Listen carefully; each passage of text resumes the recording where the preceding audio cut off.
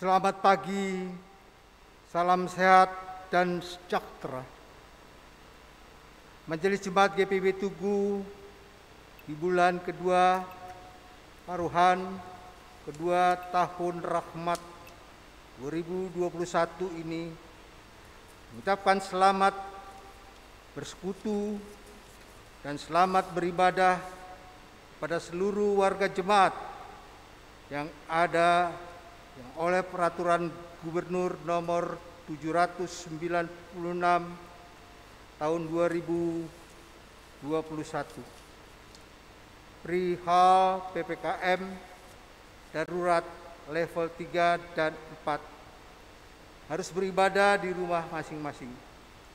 Ibadah hari Minggu ke-10 sesudah Pentakosta pagi ini akan dilayani oleh Pendeta Ibu Stella Ebandagi Rompis STH.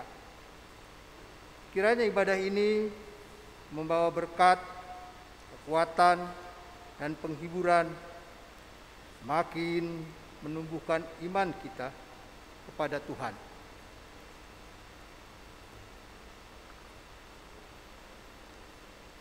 Kita menghadap Tuhan.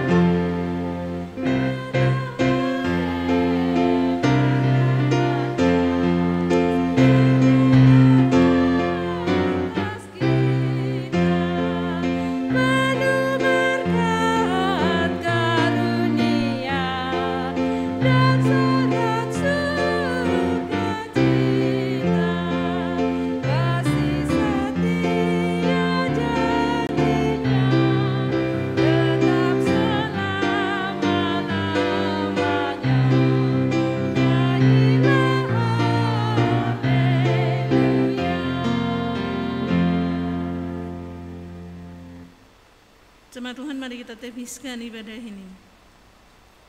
Pertolongan kita adalah dalam nama Tuhan yang menjadikan langit dan bumi.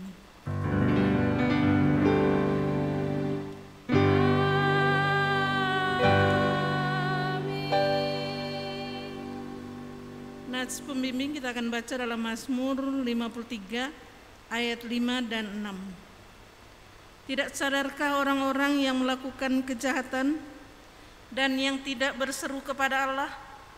Di sanalah mereka ditimpa kekejutan yang besar, mereka akan dipermalukan, sebab Allah telah menolak mereka. Kasih karunia dan damai sejahtera dari Allah Bapa kita dan dari Tuhan Yesus Kristus menyertai kamu. Dan menyertaimu juga.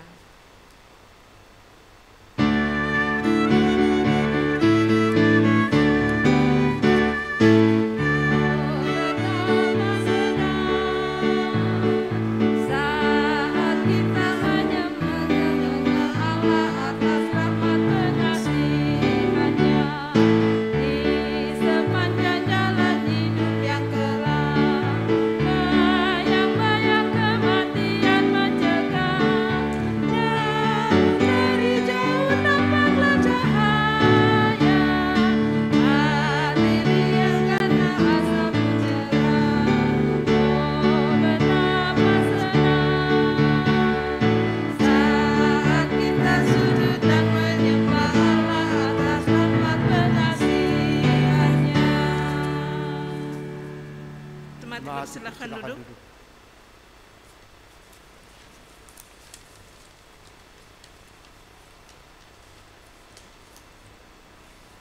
Dengan rasa sesal dan malu dan dengan kerendahan hati Mari kita mengaku akan dosa-dosa kita.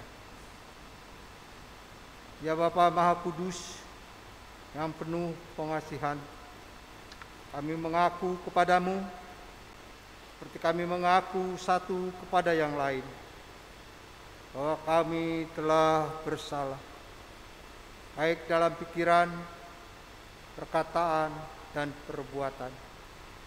Kami gagal untuk berbuat yang baik.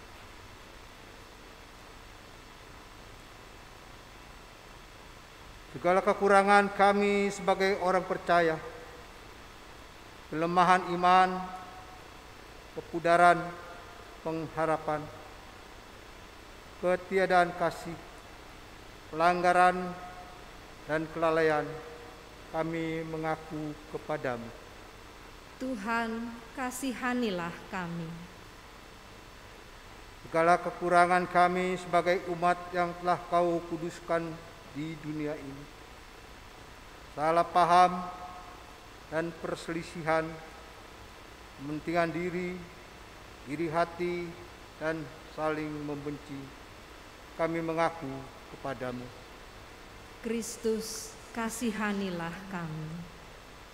Segala kekurangan kami sebagai gereja yang telah Kau utus ke dalam dunia, ketidakberanian untuk berkata benar, ketertutupan, ketidakjelasan dalam kesaksian, kami mengaku kepadamu.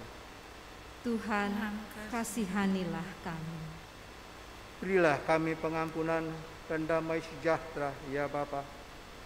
Sucikan dan baharuilah pikiran, hati, tutur dan laku hidup kami oleh Yesus Kristus, Juru Selamat dunia. Terima Tuhan kepada kita bersama yang dengan penuh kerendahan hati memohon pengampunan Tuhan atas segala dosa-dosa dan kesalahan kita guna memperbaharui pertobatan kita. Disampaikan berita anugerah pengampunan sebagai berikut. Marilah baiklah kita berperkara firman Tuhan. Sekalipun dosamu merah seperti kermisi akan menjadi putih seperti salju.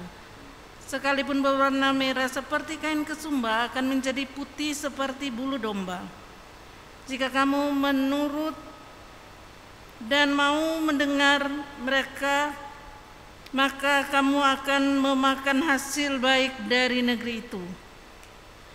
Berdasarkan kebenaran firman Tuhan ini, maka sebagai pelayan Yesus Kristus kami memberitakan bahwa pengampunan dosa telah berlaku dalam nama Bapa, Anak, dan Roh Kudus. Syukur kepada Allah. Yesus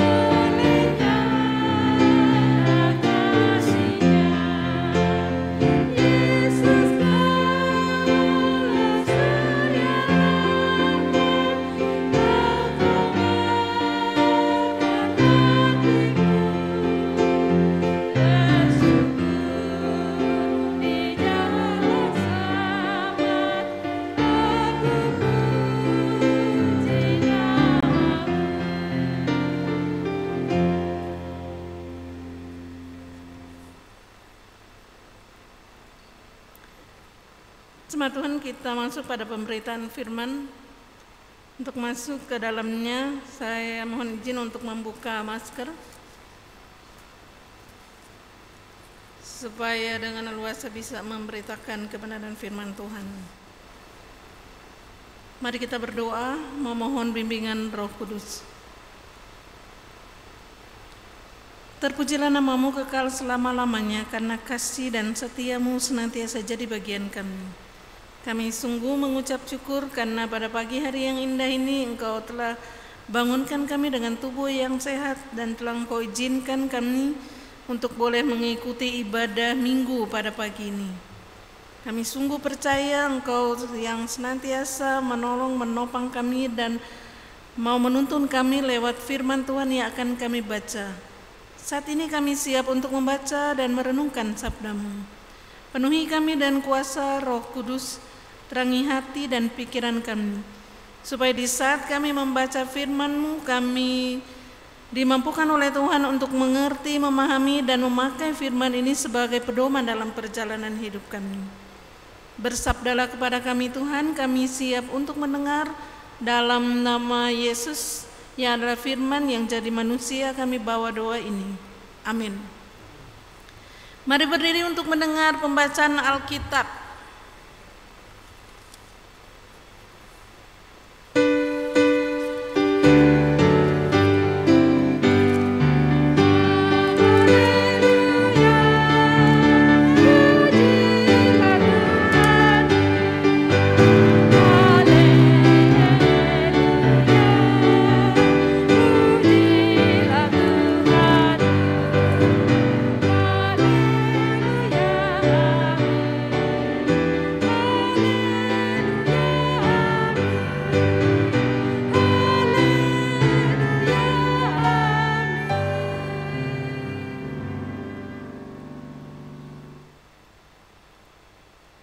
Bacaan Alkitab yang diambil dari kitab Kejadian pasal 6 ayat 1 sampai dengan ayat yang ke-8. Kitab Kejadian pasal 6 ayat 1 sampai dengan ayat 8 bertutur sebagai berikut. Kejahatan manusia. Ketika manusia itu mulai bertambah banyak jumlahnya di muka bumi, dan bagi mereka lahir anak-anak perempuan, maka anak-anak Allah melihat bahwa anak-anak perempuan manusia itu cantik-cantik. Lalu mereka mengambil istri dari antara perempuan-perempuan itu, siapa saja yang disukai mereka. Berfirmanlah Tuhan, Rohku tidak akan selama-lamanya tinggal di dalam manusia, karena manusia itu adalah daging, tetapi umurnya akan 120 tahun saja. Pada waktu itu orang-orang raksasa ada di bumi, dan juga pada waktu itu sesudahnya, ketika anak-anak Allah menghampiri anak-anak perempuan manusia, dan perempuan itu melahirkan anak-anak bagi mereka. Inilah orang-orang yang gagah perkasa di zaman purbakala, orang-orang yang kenamaan. Ketika dilihat Tuhan bahwa kejahatan manusia besar di bumi, dan bahwa segala kecenderungan hatinya selalu membubuhkan kejahatan semata-mata, maka mensalah Tuhan bahwa Ia telah menjadikan manusia di bumi, dan hal itu memilukan hatinya. Berfirmanlah Tuhan, Aku akan menghapuskan manusia yang telah kuciptakan itu dari muka bumi, baik manusia maupun hewan dan binatang-binatang melata dan burung-burung di udara. Sebab aku menyesal bahwa aku telah menjadikan mereka. Tetapi Nuh mendapat kasih karunia di mata Tuhan. Demikianlah pembacaan Alkitab. Hendaklah firman Tuhan diam dengan segala kekayaannya di antara kamu, dan ucaplah syukur pada Allah.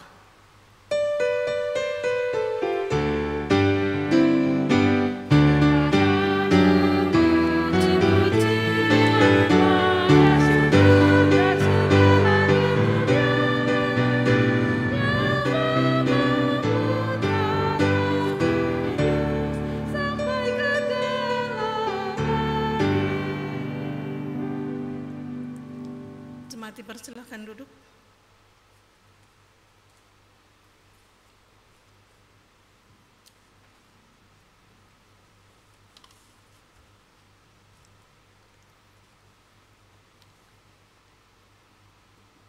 Saudaraku yang seiman dan diberkati oleh Tuhan, khotbah kita pada pagi hari ini berjudul Mendapat Kasih Karunia Tuhan. Saudara yang dikasihi dan diberkati Tuhan, bacaan kita yang terambil dari Kejadian 6 ayat 1-2 mengkisahkan tentang kejahatan manusia. Kejahatan manusia nyata ketika manusia lebih memilih tidak taat pada kehendak Allah. Kehidupan manusia jadi rusak karena pilihannya sendiri. Setiap karya penciptaan Tuhan, kalau kita lihat dalam Kejadian pasal 1, di mana Allah menciptakan langit dan bumi, maka ada ungkapan terakhir dari setiap Ia menciptakan segala sesuatu yang ada di dunia, di dalam pasal 1 ayat 10, 12, 18, 21, dan 25. Akhir dari ungkapan Allah mengatakan, Allah melihat bahwa semuanya itu baik. Jadi Allah melihat bahwa apa yang diciptakan semuanya itu baik. Terlebih saat Allah menciptakan manusia. Allah menjadikan manusia serupa dan segambar dengan Allah. Artinya manusia berada dalam hubungan pribadi yang bertanggung jawab dengan Tuhan. Jadi waktu Allah menciptakan manusia, manusia itu serupa dan segambar dengan Allah, kudus, suci seperti Allah, mempunyai sifat-sifat Allah, dan mempunyai hubungan pribadi yang bertanggung jawab dengan Tuhan. Manusia dijadikan makhluk termulia, dan dalam menjalani akan seluruh penciptaan Allah, dikatakan bahwa Allah menjadikan manusia itu sungguh amat baik, seperti yang dikatakan dalam Kejadian 1 ayat 31. Tapi dalam Kejadian 3, ternyata manusia jatuh dalam dosa. Berarti dia lebih memilih ikut perintah iblis daripada mengikuti perintah Allah. Karena dosa adalah pelanggaran manusia terhadap perintah Allah. Akibatnya kita tahu bahwa manusia, yaitu Adam dan Hawa, diusir dari Taman Eden. Tapi terus menerus mereka semakin bertambah banyak. Kita tahu juga dalam kisah, dalam Kejadian pasal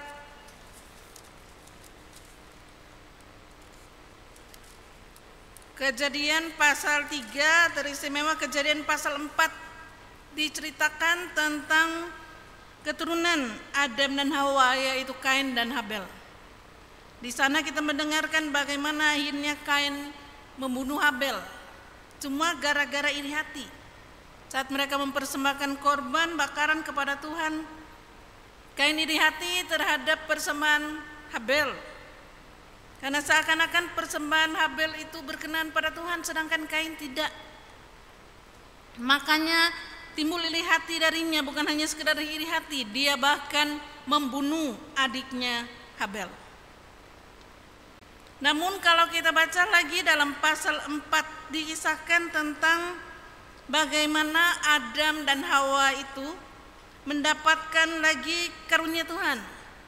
Tuhan memperanakan seorang anak laki-laki bagi mereka yang bernama Set, yang adalah pengganti Habel yang sudah dibunuh itu. Dalam bacaan kita tadi, dalam pasal 6 ayat 1 sampai 8 dikisahkan bahwa ketika manusia itu mulai bertambah banyak, bukan hanya manusianya yang bertambah banyak, tapi kejahatannya juga bertambah banyak. Seperti yang kita lihat dalam judulnya, dalam pasal 6 di sana dikatakan kejahatan manusia. Karena bukan hanya manusia yang semakin hari semakin bertambah banyak, tapi berbanding lurus dengan itu kejahatan manusia juga semakin bertambah banyak. Di dalam ayat 2 dikatakan, maka anak-anak Allah melihat bahwa anak-anak perempuan manusia itu cantik-cantik, lalu mereka mengambil istri dari antara perempuan-perempuan itu, siapa saja yang disukai mereka. Yang dimaksud dengan anak Allah di dalam ayat yang kedua, yaitu orang-orang keturunan Set. Sedangkan yang mereka ambil perempuan manusia itu yang cantik-cantik itu adalah keturunan Kain yang senantiasa hidup dalam dosa. Kalau keturunan Set, keturunan dari orang saleh yang takut akan Tuhan dan terus-menerus bergaul dengan Tuhan. Nah, model perkawinan campur yang kita dengar dalam bacaan kita tadi dibangun berdasarkan nafsu birahi. Jadi karena anak-anak Allah melihat anak-anak perempuan itu cantik-cantik, maka masing-masing mereka memperistrikan istri mereka yang menurut mereka adalah cantik. Itu berdasarkan nafsu birahi mereka. Saudaraku yang seiman dan diberkati Tuhan, apa yang dihasilkan dari anak-anak Allah dan perempuan yang cantik-cantik itu? Yang dihasilkan dari perkawinan campur antara anak-anak Allah yang disebut anak-anak yang saleh, yang takut akan Tuhan, dan anak-anak dari perempuan itu yaitu anak-anak dari keturunan Kain yang tidak takut akan Tuhan, orang-orang yang berdosa. Kita lihat dalam ayat yang keempat, dihasilkan yaitu orang-orang yang perkasa. Di dalam ayat yang keempat dikatakan, pada waktu itu orang-orang raksasa ada di bumi, dan juga pada waktu sesudahnya, ketika anak-anak Allah menghampiri anak-anak perempuan manusia, dan perempuan-perempuan itu melahirkan anak bagi mereka. Inilah orang-orang yang gagah perkasa di zaman purbakala, orang-orang yang ternama. Jadi hasil perkawinan campur antara anak-anak keturunan Set dan anak-anak keturunan Kain menghasilkan orang-orang yang gagah perkasa di zaman purbakala dan orang-orang yang ternama. Dikatakan dihasilkan adalah orang-orang yang perkasa dan berani, orang-orang yang ternama. Bukan perkasa dan berani dalam kehidupan mereka, tapi perkasa dan berani dalam melakukan kejahatan. Jadi Allah dalam melihat akan keberadaan mereka, hasil perkawinan dari anak-anak Allah dan anak-anak dari perempuan itu adalah kejahatan. Allah dilupakan, Allah ditentang terang-terangan, dan senantiasa mereka tidak mengikuti Tuhan. Kejahatan manusia besar di bumi. Dikatakan segala kecenderungan hati mereka selalu membuahkan kejahatan semata-mata. Dan di dalam ayat yang ke-6, ketika kita mendengarkan akan firman Tuhan, maka menyesallah Tuhan bahwa Ia telah menjadikan manusia di bumi, dan hal itu memilukan hatinya. Menyesallah Tuhan bukan berarti Allah berubah Dia sudah menciptakan manusia ini dan kemudian dia berubah. Menyesalah Tuhan adalah ungkapan yang mengikuti cara berpikir manusia ketika menghadapi kehidupan yang tidak benar. Hal ini jangan kita salah pahami sehingga berubah, dan Tuhan yang penuh sukacita itu kini tidak bersukacita karena menyesal. Ungkapan menyesalah Tuhan tidak juga menyiratkan tentang keinginan atau kegelisahan apapun di dalam diri Tuhan, karena tidak ada satupun yang dapat mengganggu pikiran Tuhan. Ungkapan Allah menyesal ini hanya ingin menunjukkan kemarahannya yang adil dan kudus untuk melawan dosa sebagai suatu yang mendatangkan kejijikan bagi kekudusannya. Dan para pelaku dosa, yaitu orang-orang yang melanggar keadilannya. Ungkapan menyesal ini juga menunjukkan bahwa Alkitab menggambarkan tentang Tuhan, tentang yang dibuat Tuhan yang dibuat susah. Jadi melihat perbuatan anak-anak manusia itu yang semakin hari semakin jahat, Tuhan dibuat susah. Tuhan yang senantiasa menjalani akan tanggung jawabnya. Tuhan sudah ciptakan mereka segambar dan serupa dengan Allah. Tapi di saat mereka menjalani kehidupan yang semakin hari bukan semakin baik tapi semakin hari bertambah jahat, maka itu menunjukkan bahwa Tuhan dibuat susah. Tapi ini bukan untuk menyiratkan perubahan apapun dalam pikiran Tuhan. Sebab tidak pernah perubahan dan siapakah yang dapat menghalanginya. Perubahan itu justru terjadi pada manusia, bukan pada Tuhan. Sebab kita tidak pernah mendapati bahwa Dia menyesal telah menebus manusia. Meskipun penebusan tersebut adalah pekerjaan yang jauh lebih mahal. Jadi kita mendengarkan dalam ayat yang ke-6 tadi, Allah menyesal karena menciptakan manusia. Bukan Allah menyesal dan karena itu Dia ingin berubah. Bukan itu. Allah menyesal karena melihat bahwa umat manusia yang telah diciptakan segambar dan serupa dengan Allah ternyata berubah setia. Mereka tidak sungguh-sungguh menjalankan apa yang dikehendaki Allah. Mereka tidak menjadi kawan sekerja Allah dalam menjalankan tugas dan tanggung jawabnya. Allah menyesal itu menunjukkan bagaimana Ia sungguh-sungguh merasa disakiti. Hatinya pilu melihat orang-orang yang adalah keturunan Adam dan Hawa itu akhirnya menjalani kehidupan yang semakin hari semakin jahat. Dan ini yang akhirnya di dalam ayat 3 dikatakan, berfirmanlah Tuhan, Rohku tidak akan selama-lamanya tinggal di dalam manusia, karena manusia itu adalah daging, tapi umurnya akan 120 tahun saja. Jadi karena Allah melihat perbuatan manusia, maka dikatakan manusia itu hanya 120 tahun saja. 120 tahun adalah kesempatan yang diberikan Tuhan bagi manusia untuk sadar dan bertobat sebelum datang pemusnahan yang akan dinyatakan oleh Tuhan di dalam ayat selanjutnya.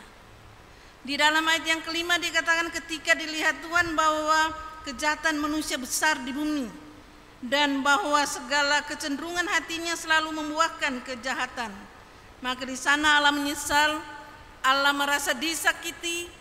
Allah sungguh merasa bahwa orang-orang yang diciptakan segambar dan serupa dengan Allah dirusak akan keserupaan dengan Allah itu, dengan kehidupan yang mengikuti apa yang mereka inginkan. Dia menyesal kalau manusia yang sudah diciptakan segambar dengan Allah itu tidak bertobat, tidak berubah dalam menjalani hidup dan penghidupannya. Dan kita mendengarkan bagaimana Tuhan berfirman dalam ayat yang ke-7, Aku akan menghapuskan manusia yang telah kuciptakan itu dari muka bumi, baik manusia maupun hewan dan binatang-binatang melata dan burung-burung di udara, sebab aku menyesal bahwa aku telah menjadikan mereka. Dan ayat yang terakhir kita mendengarkan bagaimana Tuhan menunjukkan bahwa Nuh mendapatkan kasih karunia di mata Tuhan. Jadi dari orang-orang yang dihukum oleh Tuhan karena mereka senantiasa hidup dalam kejahatan, ada kasih karunia yang Tuhan berikan kepada seorang, yaitu Nuh. Mungkin kita bertanya, kenapa Nuh mendapatkan kasih karunia Tuhan? Mengapa Nuh tidak turut dihukum? Kita lihat dalam bacaan kita tadi, ayat yang ke-8 tadi. Tetapi Nuh mendapat kasih karunia di mata Tuhan. Ayat yang ke-9b, di sana dikatakan, inilah riwayat Nuh. Nuh adalah seorang yang benar dan tidak bercerai di antara orang-orang sesamanya. Dan Nuh itu hidup bergaul dengan Allah. Jadi dia tidak dihukum karena dia bergaul dengan Allah. Dia hidup tidak bercela dan hidup sebagai orang yang terus bergaul dengan Allah. Di dalam pasal 7 ayat 1 dikatakan, kenapa sampai Nuh tidak dihukum oleh Allah? Karena di sana dikatakan, kulihat benar di hadapanku di antara orang zaman ini bahwa Nuh adalah orang yang benar. Dalam pasal 7 ayat 1 dikatakan, lalu berfirmanlah Tuhan kepada Nuh, masuklah ke dalam bahtera itu engkau dan seisi rumahmu, sebab engkaulah yang kulihat benar di hadapanku di antara orang sesamamu. Jadi kenapa dia menerima kasih karunia Tuhan dan diselamatkan? Karena hanya dia yang benar di antara orang sesamanya. Dia yang hidup bergaul dengan Allah, dia yang senantiasa hidup takut akan Tuhan dan melakukan apa yang diperintahkan Tuhan. Teristimewa di saat dia senantiasa diperintahkan oleh Tuhan untuk membuat bahtera di atas bukit, walaupun tidak ada hujan, tetapi dia benar-benar mau melakukan apa yang diperintahkan Tuhan. Karena itu kita mendengarkan bagaimana ia sungguh mendapat kasih karunia Tuhan. Dia diselamatkan oleh Tuhan. Karena kemurahan Tuhan boleh menjadi bagiannya. Saudaraku yang seiman dan diberkati oleh Tuhan. Tuhan sungguh adil, dia maha adil dan dia juga adil dalam keputusannya sehingga segala kejahatan yang ada di dunia pada waktu itu mendapatkan penghukuman pada masa dan waktunya. Saudaraku, dalam kasih karunia Tuhan, di tengah situasi ini di mana orang tetap hidup dalam kejahatan dan dosa yang begitu besar, kita mendengarkan bagaimana Tuhan tidak membinasakan semua manusia. Tapi Nuh mendapatkan kasih karunia Tuhan berdasarkan akan apa yang dijelaskan di atas, sungguh-sungguh boleh menyadarkan kembali kepada kita supaya setiap daripada kita sungguh mau menjauhi perbuatan jahat, hidup aman dan takut akan Tuhan, hidup senantiasa berkenan kepada Tuhan. Saudaraku, di zaman Nuh ini, Nuh dan keluarganya dibebaskan dari pemusnahan dengan air bah itu. Sebagai orang yang percaya, kita tentu sangat mengharapkan supaya kita juga mendapatkan kasih karunia Tuhan. Di dalam kehidupan kita sebagai orang percaya, bukankah kita sungguh tahu bahwa di dalam Kristus atau lewat karya Kristus dengan pengorbanannya di bukit Golgota, semua orang yang berdosa yang percaya kepadanya mendapat kasih karunia Allah? Dikatakan dalam Yohanes 3 ayat yang ke-16, karena begitu besar kasih Allah akan dunia ini, sehingga ia mengaruniakan anaknya yang tunggal, supaya setiap orang yang percaya kepadanya tidak binasa, melainkan memperoleh hidup yang kekal. Jadi kita semua oleh karya Kristus, dengan pengorbanannya di bukit Golgota, dia bukan hanya sekedar dicambuk, dipakaikan mahkota diri, dipaku di kayu salib, tapi bagaimana dia siap sampai mati di kayu salib untuk membuat kita orang-orang yang percaya kepadanya mendapat kasih karunia Tuhan, mendapatkan keselamatan. Tapi apakah dengan demikian boleh kita bebas melakukan dosa karena kita sudah dibebaskan dari dosa? Tentu tidak. Sebagai orang-orang yang sudah diselamatkan oleh Tuhan, Tuhan Yesus sudah mati di kayu salib sekali untuk selama-lamanya untuk menebus segala dosa dan pelanggaran kita. Karena itu, sebagai orang-orang yang sudah mendapat kasih karunia Tuhan, marilah kita hidup benar, hidup bergaul dengan Tuhan, dan senantiasa mengandalkan Tuhan dalam hidup dan penghidupan ini, supaya kasih karunia Tuhan sungguh tetap berlaku di dalam kehidupan kita. Ada juga mungkin orang mengatakan, gampang, kan nanti setiap minggu saya akan mengaku dosa kita, jadi bolehlah sekali-sekali kita berbuat dosa. Tapi firman Tuhan mengatakan dalam Galatia 6 ayat 7, jangan sesat, Allah tidak membiarkan dirinya dipermainkan, karena apa yang ditabur orang itu juga yang akan dituainya. Saudaraku yang seiman dan diberkati oleh Tuhan, firman Tuhan menyadarkan dan mengingatkan saudara dan saya bahwa kita sudah mendapatkan kasih karunia Tuhan melalui pengorbanan Yesus Kristus. Di zaman Yesus, Yesus sudah menderita sengsara, bahkan dicambuk, kemudian mati di kayu salib.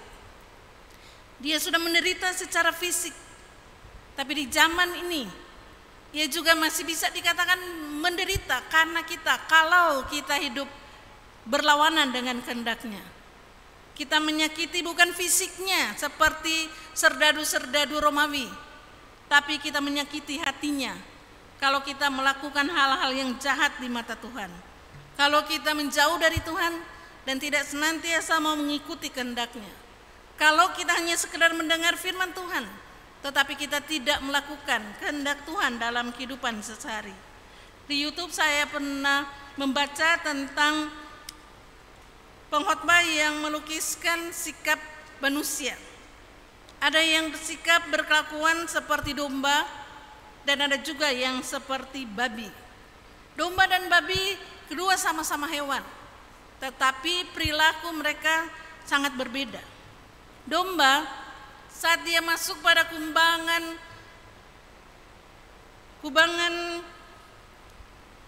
lumpur, dia langsung berupaya keluar, tinggalkan lumpur itu dan membersihkan dirinya, karena dia tidak mau hidup dalam kekotoran. Tapi kalau babi saat dimasukkan ke dalam kubangan lumpur, dia akan senantiasa senang dan menikmati lumpur tersebut. Nah, ini yang dilukiskan sebagai orang percaya atau gereja. Gereja Tuhan mestinya bersikap seperti domba. Kalaupun ia harus jatuh ke dalam kubangan lumpur, dia harus cepat-cepat keluar dan senantiasa sadar. Itu berarti kalau dia jatuh dalam dosa, dia harus senantiasa sadar, apalagi saat dia sudah mendengarkan tuntunan firman Tuhan. Dikatakan bahwa firman Tuhan itu berguna atau bermanfaat untuk mengajar, untuk menyatakan kesalahan, untuk memperbaiki kelakuan dan membimbing orang dalam kebenaran. Dan itu berarti kalau manusia yang sudah membaca firman Tuhan, mungkin lewat night call atau morning call atau ibadah-ibadah yang dilaksanakan, kemudian ada teguran Tuhan lewat firman Tuhan di sana, ada kesalahan-kesalahan yang dinyatakan lewat firman Tuhan di sana, yang membuat kita sadar. Tentu kita tidak hanya mengatakan, ya gampanglah, dosa-dosa ini kan itu tanggung jawab saya. Tapi dengan mendengarkan teguran Tuhan lewat firman Tuhan yang menegur dan mengingatkan kita, mestinya kita sadar seperti domba, cepat-cepat sadar dan berbalik kepada Tuhan. Kita ikuti apa yang dikehendaki Tuhan, supaya kita mendapatkan kasih karunia Tuhan. Tapi kalau kita tetap masih menikmati dosa, kita tetap masih menikmati segala kesalahan dan ketidakbenaran kita di hadapan Tuhan, kita sama dengan babi. Babi yang menikmati lumpur, pada saat dia jatuh ke dalam lumpur, dia tidak mau keluar, malah senang dalam lumpur tersebut. Kita bukan domba tetapi babi. Sebagai orang percaya yang sudah diselamatkan oleh Tuhan, Rasul Paulus mengingatkan kita di dalam surat Rasul Paulus kepada jemaat di Tesalonika. Tesalonika pasal 5 ayat yang ke-16 sampai 18. Di sana Paulus mengatakan, bersukacitalah senantiasa, tetaplah berdoa, mengucap syukurlah dalam segala hal, sebab itulah yang dikehendaki Allah di dalam Kristus Yesus bagi kamu. Jangan padamkan roh. Jadi kita orang-orang yang sudah mendapatkan kasih karunia Allah yang sudah menyelamatkan kita melalui Yesus Kristus, kita harus bersukacita senantiasa karena sudah mendapatkan kasih karunia keselamatan dari Kristus. Dan kita harus tetap berdoa, mengadakan hubungan yang intim dengan Tuhan lewat doa. Doa bukan hanya sekedar kita ungkapkan di saat kita butuh, tapi tetap berdoa, mengucap syukur, memimpin, karena Tuhan yang akan sungguh boleh menuntun dan memimpin kehidupan kita. Dalam ayat yang ke-18 dikatakan, mengucap syukurlah dalam segala hal. Jadi bukan hanya kalau ulang tahun, usia atau perkawinan, tapi mengucap syukur dalam segala hal. Kenapa? Karena Kristus sudah menyelamatkan kita. Dan kita tahu dia bukan hanya sekedar selamatkan kita. Melalui kuasa Roh Kudus, setelah ia naik ke surga, 10 hari setelah dia ada di surga, ia telah mencurahkan kuasa Roh Kudus. Apa peran Roh Kudus untuk kehidupan kita sebagai orang-orang yang telah mendapatkan kasih karunia Tuhan? Roh Kudus itu akan menuntun kita supaya kita tahu mana yang baik dan mana yang tidak baik. Roh Kudus akan menuntun kita untuk mengerti firman Tuhan yang kita baca. Dan Roh Kudus akan memampukan kita bukan hanya memahami mengerti, tapi mampu untuk melakukan firman Tuhan dalam kehidupan setiap saat. Karena itu ayat 19 dikatakan, janganlah padamkan roh. Jadi roh Tuhan yang sudah dicurahkan Allah dalam kehidupan kita yang menuntun, memimpin kita pada jalan yang dikehendaki oleh Allah. Katanya jangan dipadamkan. Karena roh Tuhan itu yang sungguh-sungguh mampu untuk membuat kita bukan hanya sekedar percaya kepada Tuhan, tapi bertumbuh di dalam iman untuk sungguh-sungguh mau melakukan apa yang dikehendaki Tuhan. Supaya kita tidak balik lagi dan balik kembali dalam dosa, tapi supaya kita jadi alat Tuhan untuk membawa kabar keselamatan bagi dunia. Supaya lewat hidup dan penghidupan kita, nama Tuhan boleh semakin dipuji dan dimuliakan. Kita orang-orang yang sudah mendapatkan kasih karunia Tuhan. Dalam Filipi pasal 2 ayat yang ke-15, di sana dikatakan begini,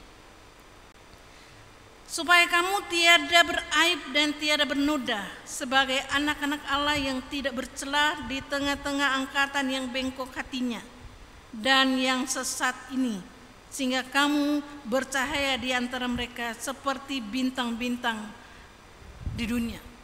Jadi sebagai orang yang telah menerima kasih karunia Allah, kita senantiasa memberi diri untuk terus dipimpin oleh roh dan firman Tuhan, supaya kita tidak beraib dan tidak bernoda. Kita mau menjadi pelaku-pelaku firman Tuhan, kita menjadi kawan sekerja Allah dalam menjalani hidup dan penghidupan ini. Karena kita adalah anak-anak Allah yang tidak bercela di tengah-tengah angkatan yang bengkok hatinya dan yang sesat ini, sehingga kita bercahaya di antara mereka seperti bintang-bintang di dunia. Marilah di dalam menjalani hidup dan penghidupan selanjutnya, di saat kita masih terus diperhadapkan dengan pandemi COVID-19, sekarang ini kita masih tetap diperhadapkan dengan PPKM level 3 dan 4. Saudara dan saya tetap diajak untuk bersabar dan senantiasa terus berdoa kepada Tuhan.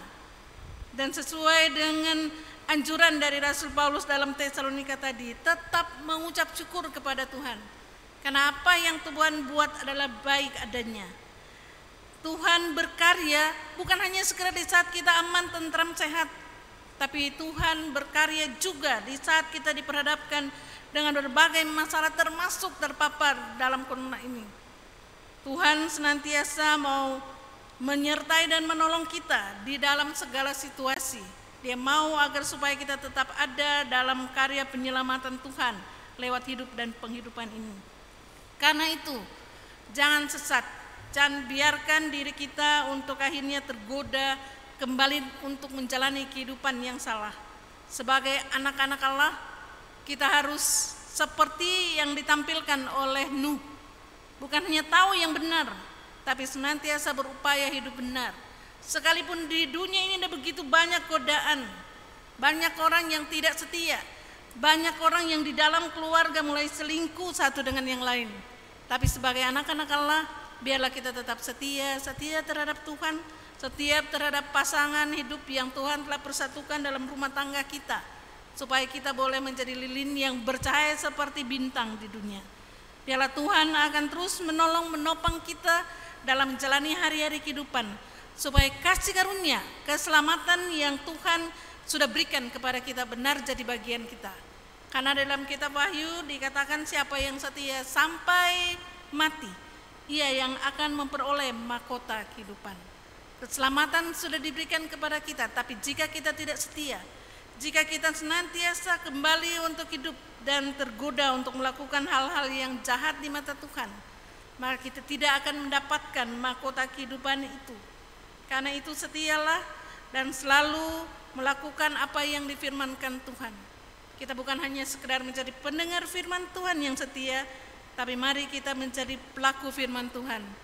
Kita senantiasa bertumbuh dalam iman, pengharapan, dan kasih, dan nama Tuhan akan sungguh boleh dipuji dan dimuliakan. Tuhan menolong kita. Amin.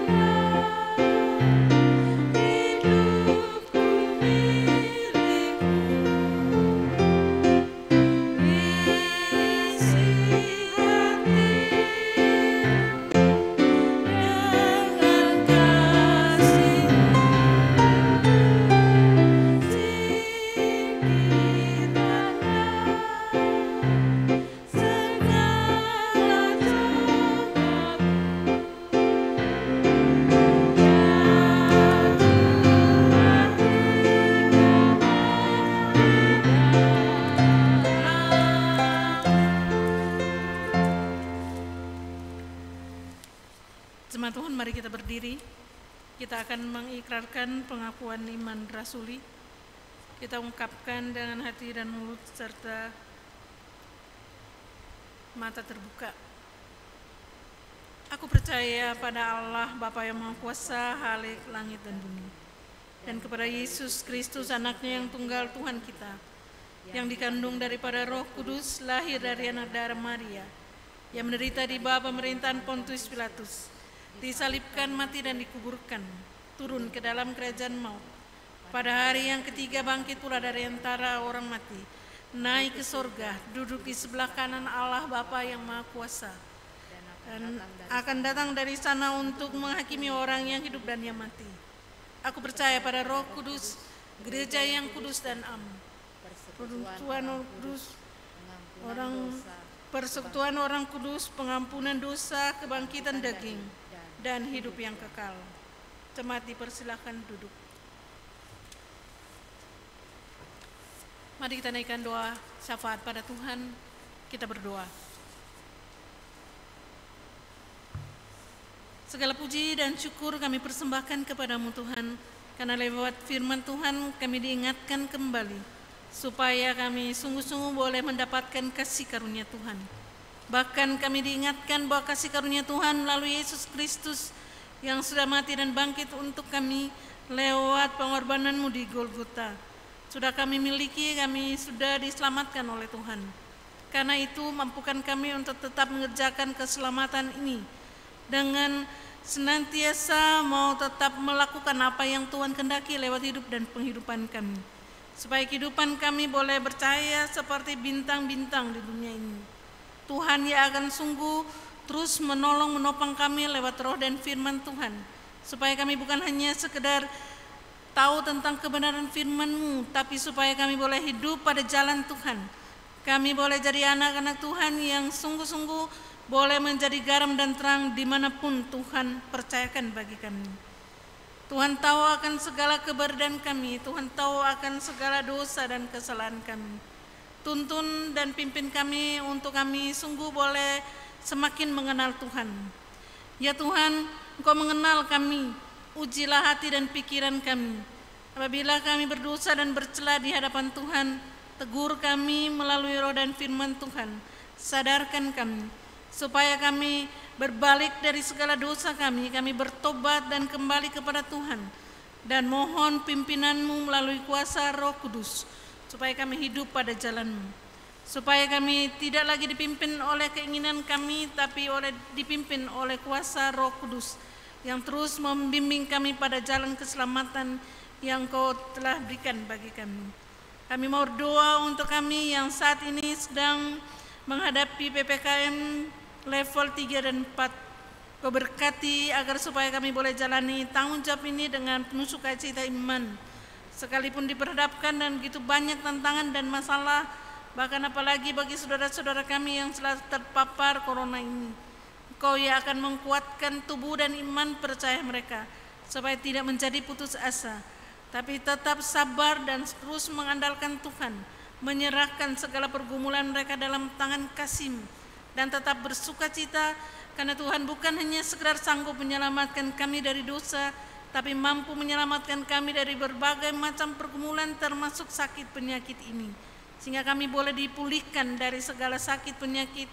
Karena Engkau adalah dokter di atas segala dokter. Engkau pemilik hidup kami. Engkau tahu apa yang kami jalani dalam hidup dan penghidupan ini.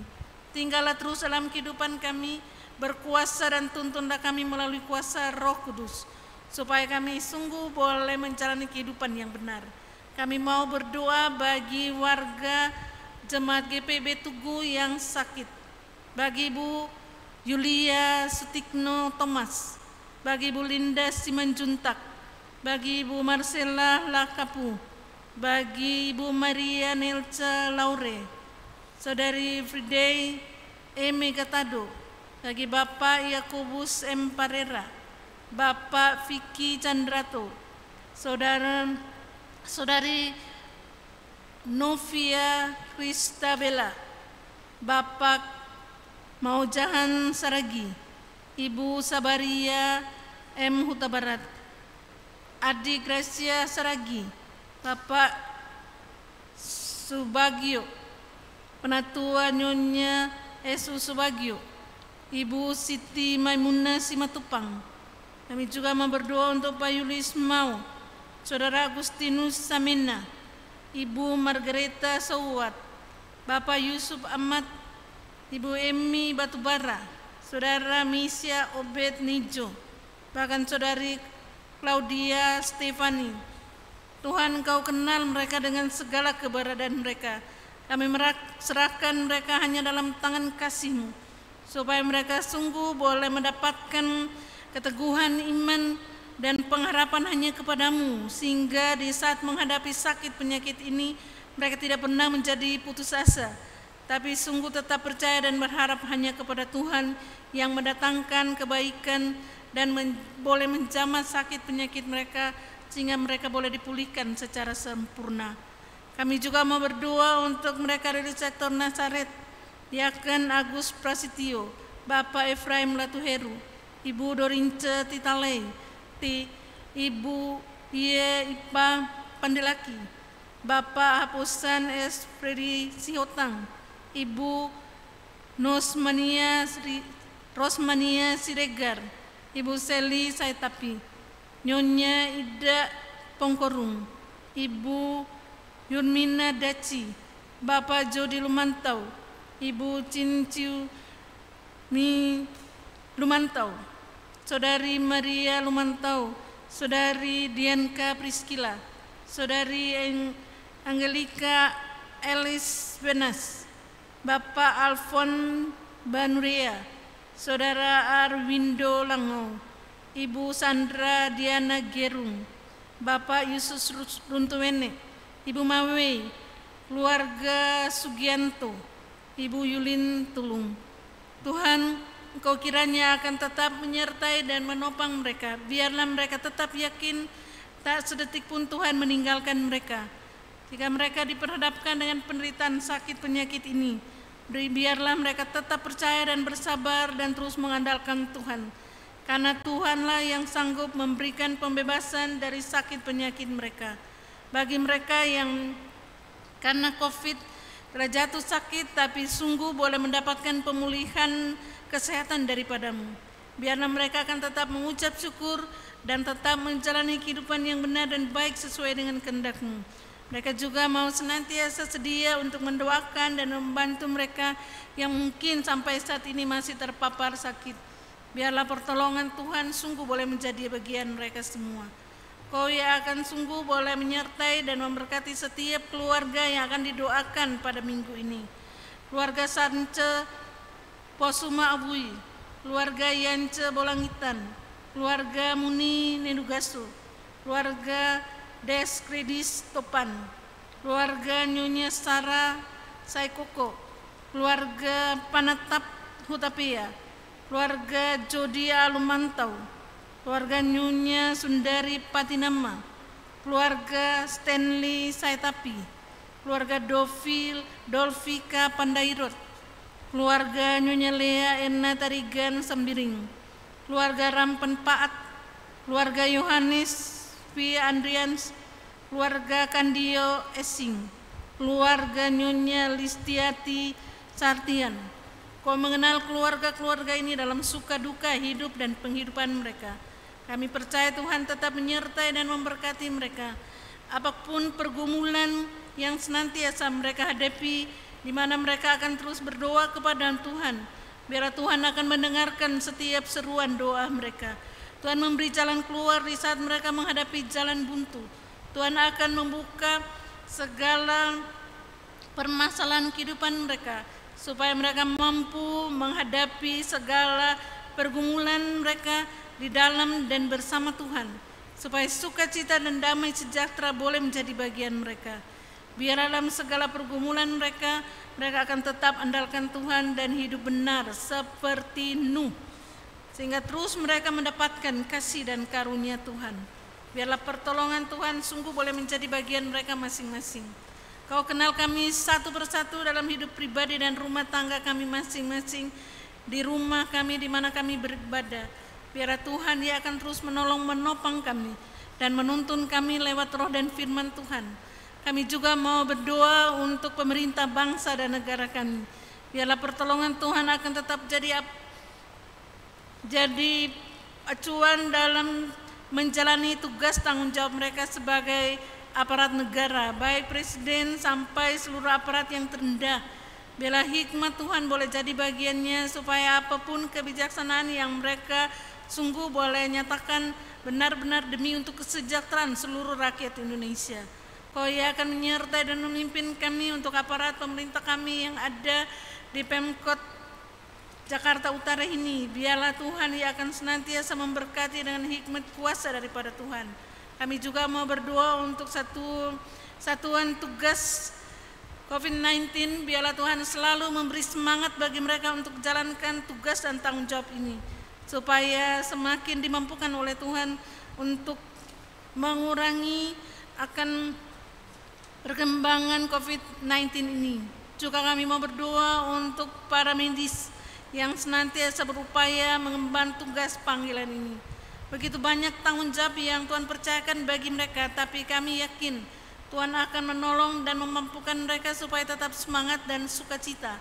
Yakinkan mereka bahwa jerih payah mereka dalam Tuhan tidak akan sia-sia, supaya semangat yang selalu baru daripada Tuhan boleh jadi bagian tim medis dan keluarga, supaya dalam menjalankan tugas panggilan yang Tuhan percayakan bagi para tim medis, mereka akan diberkati dengan hikmat kuasa daripada Tuhan, sehingga tugas pelayanan mereka boleh membawa hal-hal yang sungguh boleh menyembuhkan orang-orang yang mereka rawat, sehingga nama Tuhan akan semakin dipuji dan dimuliakan. Kami juga mau menyerahkan bangsa dan negara kami hanya dalam tangan kasih-Mu. Biarlah tetap mendapatkan pimpinan dan pertolongan Tuhan, supaya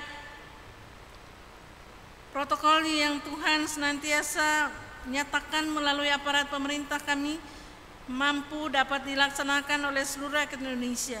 Dan kami yang senantiasa diharapkan untuk divaksin, supaya boleh menambah imun kami, sehingga kami boleh sanggup untuk menghadapi atau boleh berjalan bersama-sama sekalipun menghadapi COVID ini. Biarlah protokol kesehatan dan imunisasi benar-benar kami jalankan dengan baik, dan akhirnya kami boleh mendapatkan pemulihan kesehatan yang sungguh daripada Tuhan sendiri, dan kami sungguh-sungguh boleh menjadi alat Tuhan yang hidup. Kami juga mau berdoa untuk jemaat kami, jemaat GPIB Tugu. Biarlah Engkau yang akan terus menolong menopang kami dalam menjalankan tugas tanggung jawab kami dalam pelayanan bagi para pendeta, teristimewa bagi ketua jemaat kami. Beri kesehatan, hikmat, kuasa, sehingga dapat memimpin kami jemaat-Mu dengan hikmat kuasa daripada-Mu. Untuk seluruh presbiter, biarlah Engkau yang akan terus memberi semangat dalam menjalankan tugas panggilan ini, sekalipun berat tugas yang harus dipercayakan, bahkan seringkali dalam melayani harus hanya lewat Zoom. Biarlah hikmat-Mu boleh tetap jadi bagian, sehingga pelayanan pemberitaan Injil akan tetap bisa dilaksanakan untuk kemuliaan nama-Mu. Kau juga yang akan memimpin dari sinode GPIB yang akan mengadakan sidang pada bulan Oktober. Engkau berkati panitia yang telah diangkat, Engkau berkati agar supaya semua persiapan yang mereka persiapkan sehubungan dengan sidang itu boleh dapat terlaksana dengan lancar dan baik untuk hormat dan kemuliaan nama-Mu. Biarlah segala sesuatu yang dipersiapkan untuk persidangan ini demi untuk kemajuan iman dari seluruh anggota GPIB, dan nama Tuhan akan semakin dipuji dan dimuliakan. Kau kenal kami semua dalam menjalani hidup dan penghidupan kami. Biarlah kami boleh jalani tugas dan tanggung jawab kami dengan baik dan benar. Kau juga yang akan sungguh boleh tetap menyertai dan memberkati lewat pelayanan kesaksian di jemaat kami. Kami bersyukur karena setiap ibadah terus berjalan dengan lancar. Kami berdoa untuk tim Inforkom, kami berdoa juga untuk pemain organis, bahkan pemandu lagu, bahkan juga di dalam menjalani akan tugas tanggung jawab ini setiap hamba-Mu yang siap untuk melayani. Mampukan kami dan berkati segala tugas dan pelayanan kami, sehingga pelayanan kami boleh menyenangkan hati Tuhan. Terima kasih Tuhan, kami sudah mendapatkan kasih karunia Tuhan. Biarlah kami akan tetap hidup pada jalan yang Kau kehendaki. Ya Tuhan, dalam pengasihan-Mu kami mohon. Dengarkanlah doa kami. Peliharalah kami dalam Yesus Kristus Tuhan yang telah mengajar kami berdoa. Bapa kami yang di surga, dikuduskanlah nama-Mu. Datanglah kerajaan-Mu, jadilah kehendak-Mu di bumi seperti di surga. Berikan kami pada hari ini makanan kami yang secukupnya, dan ampuni kami akan kesalahan kami, seperti kami juga mengampuni orang yang bersalah pada kami. Dan jangan membawa kami dalam pencobaan, tapi lepaskan kami daripada yang jahat.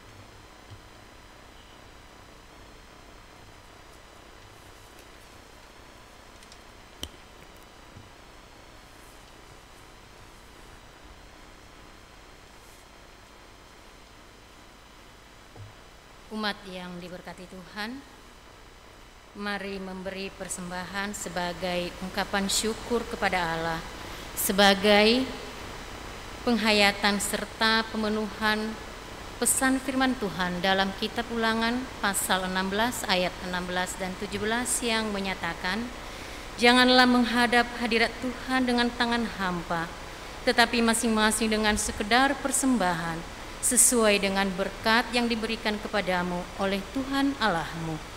Tuhan melihat serta mengetahui ketulusan dan kejujuran kita dalam memberi persembahan.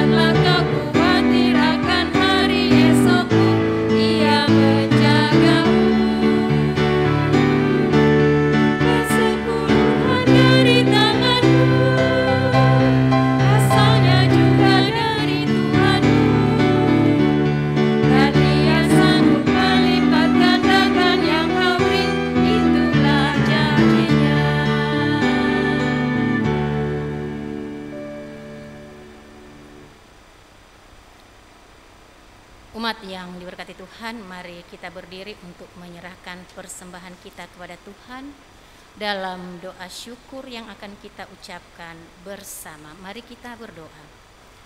Ya Tuhan, terimalah persembahan syukur kami, yaitu umat yang telah Engkau selamatkan.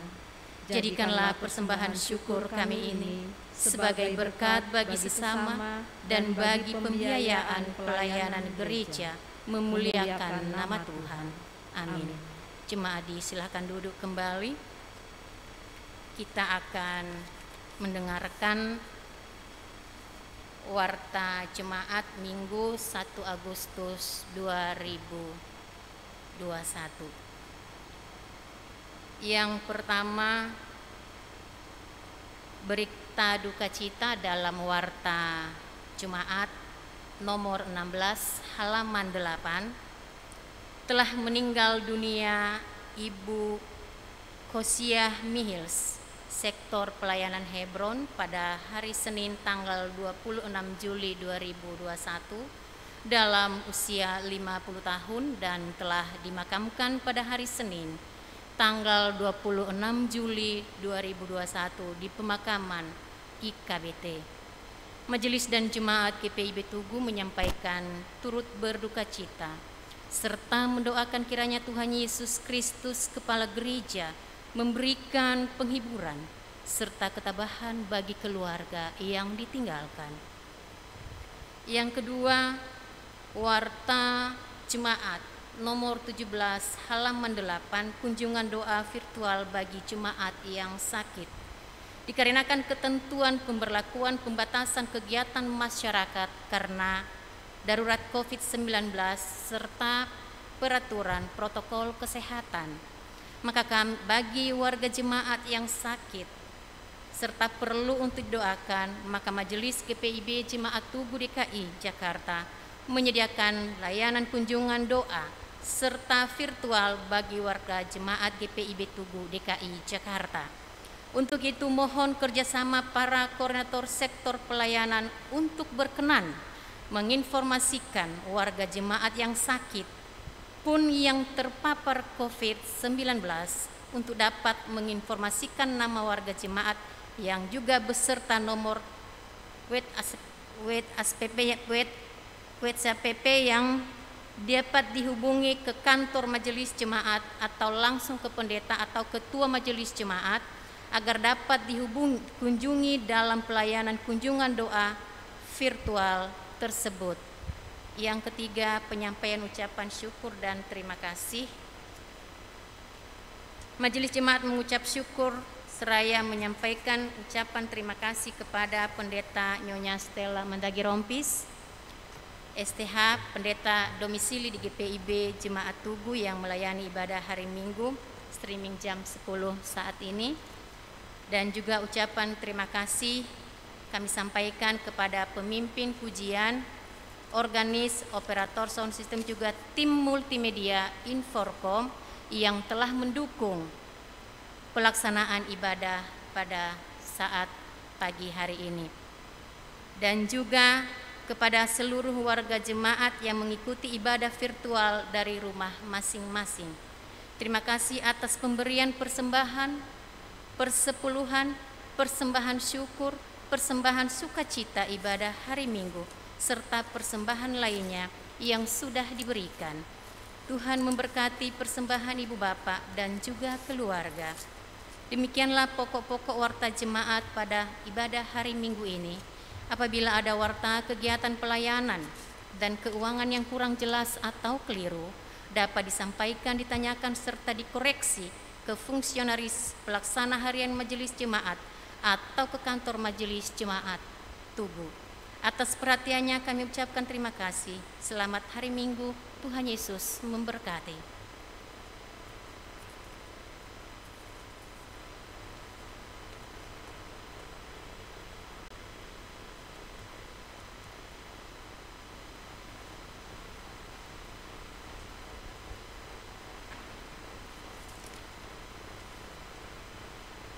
Jemaat Tuhan, mari berdiri. Pergilah dalam damai sejahtera ke dalam kehidupanmu sehari-hari. Setialah berlakukan kehendak Tuhan dalam pesan firman Tuhan yang telah kita bersama dengar tadi.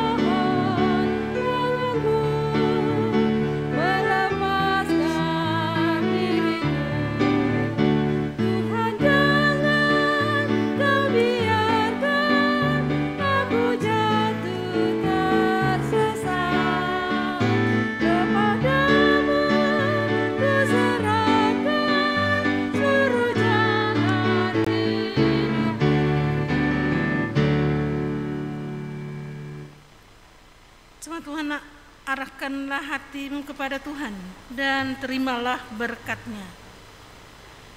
Tuhan memberkati engkau dan melindungi engkau. Tuhan menyinari engkau dengan wajah-Nya dan memberi engkau kasih karunia. Tuhan menghadapkan wajah-Nya kepadamu dan memberi engkau damai sejahtera.